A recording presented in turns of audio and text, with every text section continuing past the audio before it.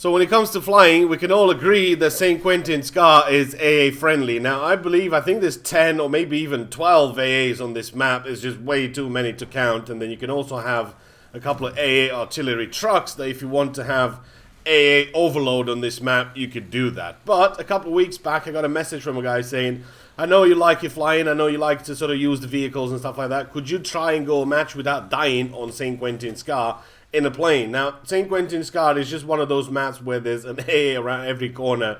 And once you get hit a couple of times, the problem is that it affects how you sort of fly.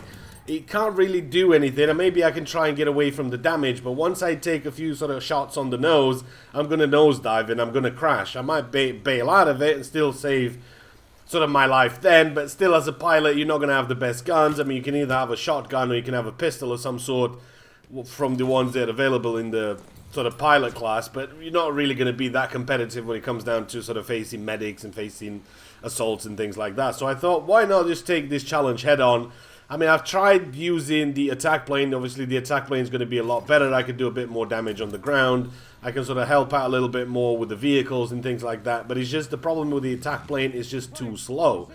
And you won't be able to turn on the nose as you want to. It's still sort of really slow, and I don't really want to use that. I mean, that's good in operations. I've seen sort of people go in on mad kill streaks on especially when it comes down to operations. But on St. Quentin Scar, keeping alive and not getting shot by an AA and trying to keep sort of away from them as much as you can, I think that'd be something that if you want to sort of learn how to fly and if you want to be a pilot and you want to sort of challenge yourself, I think St. Quentin Scar is the way to go, because this is going to be one of the most hardest maps that you'll play just because of the number of AAs. Not only that you've got the small arms fire that everybody's going to shoot at you, you've got the armored vehicles that shoot at you, you've got the tanks, you've got everything else shooting at you. So trying to stay alive on St. Quentin Scar is easier said than done, but I will take this challenge on and see if I can do something about it. Now, on top of that, you do have the air vehicles to contend with, because they have some powerful rear gunners in there. We all know that it only takes you about 2 or 3 seconds to kill somebody if you're facing him sort of head on, and it shouldn't take you that long to kill somebody, especially from a bomber or an attack plane. Now, I think that this is sort of a major problem, because the little planes, they're meant to be the dogfighters. You know, they're meant to be attacking planes and taking them down. And you can't really do that, because you can only sort of attack him from the side at sort of a weird angle, because he can almost turn 90 degrees with a back gunner on the bomber.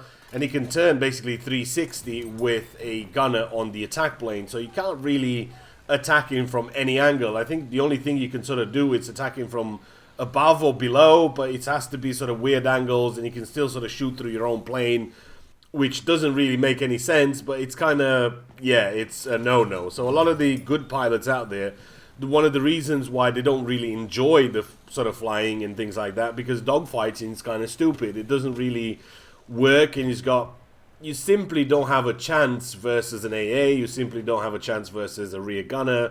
You can't approach him, there's nothing really that you can do. I mean, the only sort of thing that you could do, especially with this plane, is try and sort of fly above him and get the Rankin darts to hit him from above, and that's how you'd get him, because you'd get him in one hit. But mostly none of that would happen. You know, you'd get it once or twice, and I've done it myself a couple of times, and you just, if he sees you coming up, you'll never have enough time to actually do that. So you kind of have to use the environment or use the elements of surprise on him to always sort of get above him and drop the Rankin darts on top of him, which is not always possible, because you're talking about big open maps with not that much cover in them, so you don't really have places where you can sort of hide and come around behind him. Like, say, on Monte Grappa, you have the big sort of mountain to the left, depending how you start, left or right, whatever you start on each side. So you can sort of go around, and then you sort of can try and get behind somebody. You have a little bit of a cover there, but most of the time, on most maps, you're not going to have that element of surprise, and you will have to have speed or something like that working in your favor. Now, in this one, I don't have speed. I have that big old Zeppelin in there taking all the AAs, taking all the fire from the AAs on him, so I can just go around and try to take out a few as I can, and then hopefully they'll not be focusing on me, because that's kind of always the thing. You know, once you've killed somebody once or twice, he's probably going to try and get into a plane and try and shoot you, which that might fail. And if you're sort of a decent-ish pilot, then you will be able to sort of give him the slip or make him crash or shoot him or whatever.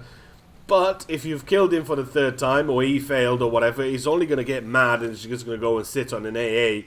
And because the maps are so small, chances are you are going to run in his path. I mean, I've seen people staying on St. Quentin's car, literally just staying in his space the whole match and just blasting that AA planes. It's just that simple. So one of the reasons why you don't see a lot of dogfights happening in Battlefield 1 is because of the lag. No, many of the good pilots out there will never bother going into it because all of a sudden you're shooting at somebody, it just disappeared from your screen or either crashed into the ground and then 2-3 seconds later it reappeared somewhere else and his rear gunner shooting at you and within 2-3 seconds you'd be dead.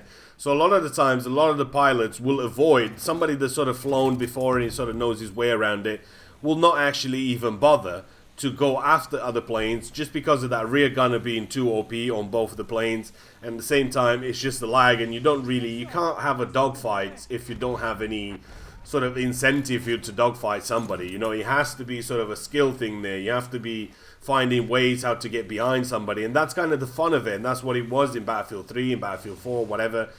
It's just not really happening, and I think this was not really a problem in the beta, so I don't know what changed or what went wrong. Something went wrong anyway. That's a team kill somehow. So hopefully that's going to be addressed. You'll have to let me know in the comments what some of the things that you want to see happen with the planes. Tweaks, fixes, things like that, buffs and all that sort of stuff. You'll just have to let me know, and hopefully they'll take notice and flying will become something that is going to be a lot more fun than it is now. So there you have it, gamer dude. 24-0. My challenge is complete.